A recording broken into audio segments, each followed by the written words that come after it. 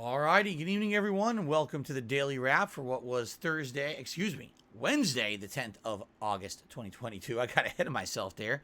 I'm Darkside Phil, and what a day it was. And what a week it was. Today was my last consecutive streaming day of the week. I had a great time this week. It was a good variety of stuff, finishing up ongoing playthroughs, starting up some new ones. It was all fun. So, what do we do today?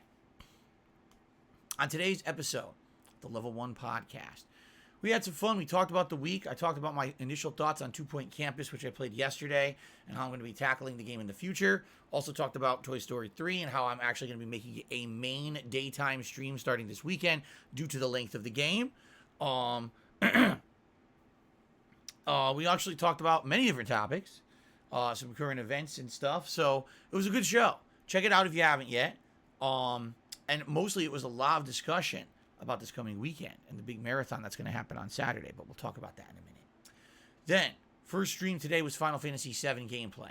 It was endgame grind, meaning at this point I could just go right for the end of the game and beat it. But people have expressed interest in seeing me try to take on the super weapons of the game, known as the Emerald and Ruby weapons. To do that, to take them on and beat them, you have to be prepared, meaning you have to get all the secret items and things in the game. So we began today with the big grind of the Coliseum, or Battle Arena, that's in Gold Saucer.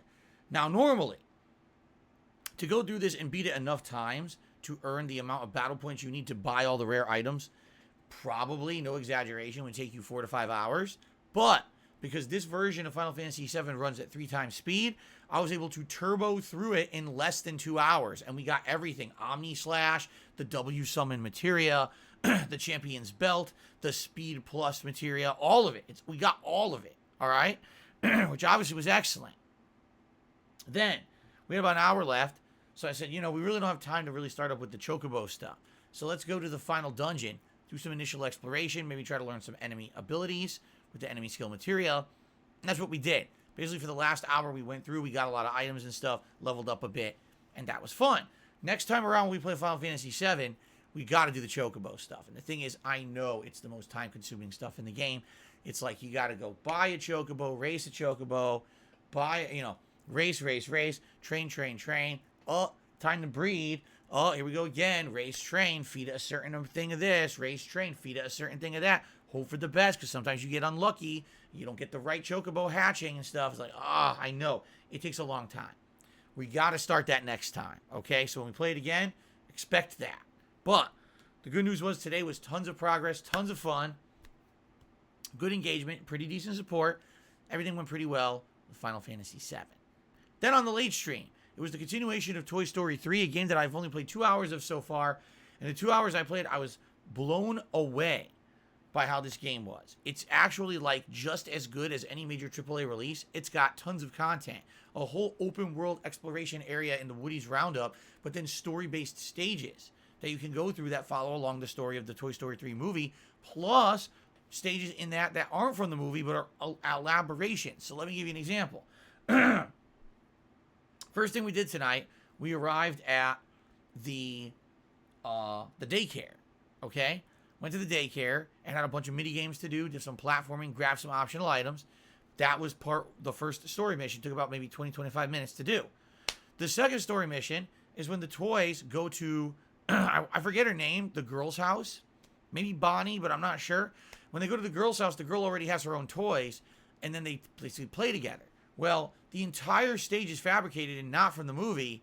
It's a stage where the girl is having a tea party and spills coffee, and the entire room is filling with coffee, and Woody has to platform across it to survive, while the doll that the girl owns turns into a witch and tries to kill him.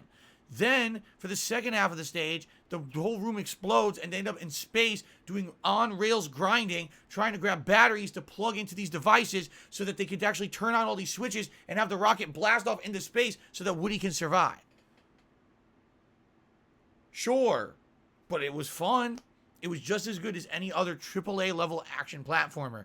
Then after the first hour of the night was done, I said, so we did some story. Let's go back to Woody's Roundup. We spent an entire hour doing content, building buildings, new areas unlocked. I think we unlocked 2 to 3 giant new platforming areas in Woody's Roundup. So we were throwing small soldiers around to parachute down and land on targets.